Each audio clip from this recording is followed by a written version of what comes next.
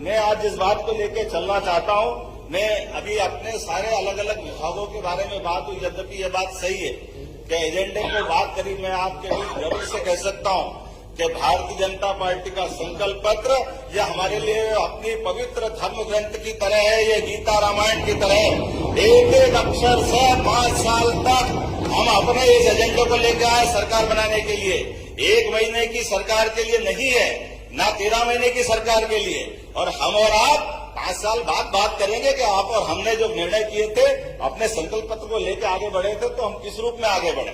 मैं आज आपके लिए खास करके 2-3 चीजें आपके सामने बताना चाहूंगा कि राज्य सरकार होती है मूलभूत सुविधाओं के लिए, उस पर भी हम काम कर रहे हैं। लेकिन सरकार अपने प्रदेश का मान, देश का मान और भारतीय सनातन संस्कृति का मान दुनिया में बढ़े, इसके लिए भी काम करने की आवश्यकता है। और मुझे इस बात की प्रसन्नता है, ऐसे कई विषयों को लेकर के जब से हमारी सरकार बनी है, ऐसे कई एजेंडों को लेकर हम आगे चल रहे हैं। आपकी जानकारी के लिए बताएं, आज से 300 साल पहले तक दुनिया में भारत का टाइम स्टैंडर्ड दुनिया में माना जाता था।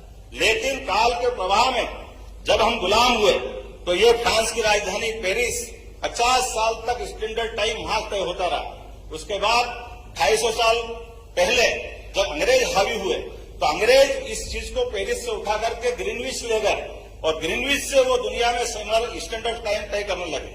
अब ये आप अंदाज लगा लें, कहने के लिए हम पूर्व के देश है, वो पश्चिम के देश है, और ये जो समय की गणना का केंद्र है, आप कभी अंदाज लगा लो आज भी कितनी बड़ी विसंगति है। आप उमंग भाई बताइए, यहाँ दुनिया में 2 प्रकार के ही प्राणी पाए जाते हैं। एक प्राणी जो सूर्यास्त से अपनी दिनचर्या चालू करते और अपने सूर्यास्त के बाद अपने सूर्योदय से चालू करके सूर्यास्त में खत्म करते। दूसरे प्राणी रात्रि या निशाचर वाले हैं। लेकिन मध्य रात्रि में कौन से प्राणी अपनी दिनचर्या चालू करते हैं?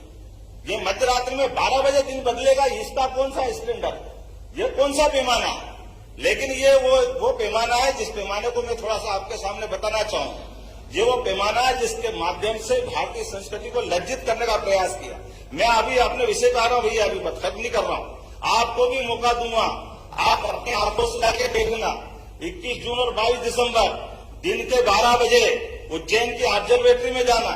एक शंकु यंत्र है, 300 साल पहले बना है और आधुनिक साइंस की दृष्टि से जीपीएस है, फिजिक्स का बना हुआ, जहां से आप डिसाइड कर सकते हैं कि दुनिया का सेंटर पॉइंट कौन सा है। आपको गर्व होगा वो उज्जैन और डोंगला है, जहां पे 23.26 अंश मिलेगा। लेकिन ये हमारे आधुनिक साइंस के आप उपकरण भी बता रहे हैं जो हजारों साल से हमारे पूर्वज जानते थे। ऐसे गौरवशाली चीज को हम विस्मृत करके केवल पश्चिमानुकरण जो करने लगे, उस काल के प्रवाह के चक्र को बदलते हुए उस ऐसे रहस्यों को भी सबके सामने लाने का काम हमारी सरकार कर रही है।